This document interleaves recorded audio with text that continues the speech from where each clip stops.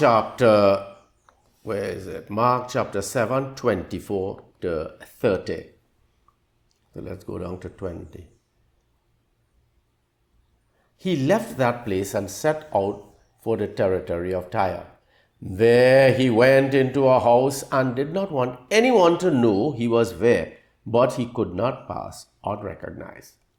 At once a woman whose little daughter had an unclean spirit heard about him and came and fell at his feet. Now that woman was a Gentile by birth or a Syrophoenician. So again, you're not a Jew, but it did not prevent her from going to Jesus. And Jesus spoke to her and said, look, I have been given a mission and it must be accomplished. And she challenged him. She said, I know you have a mission, but sometimes a detour.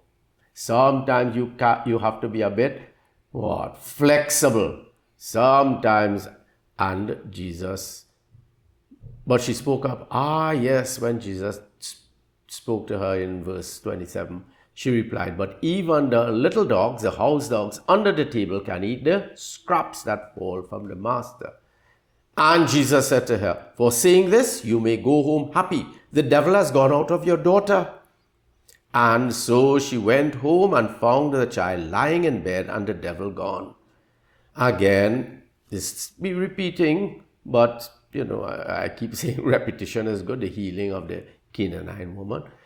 From Mark chapter 7, verse 24 to 30, where Jesus reminded her of his mission, of his perspective and his ideal, his goal that he wanted to maintain at all costs.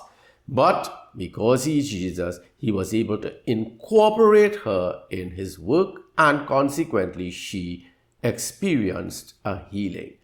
So some time ago, we looked at the feeding of the 5,000. We're coming back to the feeding, so a lot of feeding and eating. The feeding of the 4,000 now from Matthew's Gospel. Plenty feeding. So tomorrow, please God, we will look at that.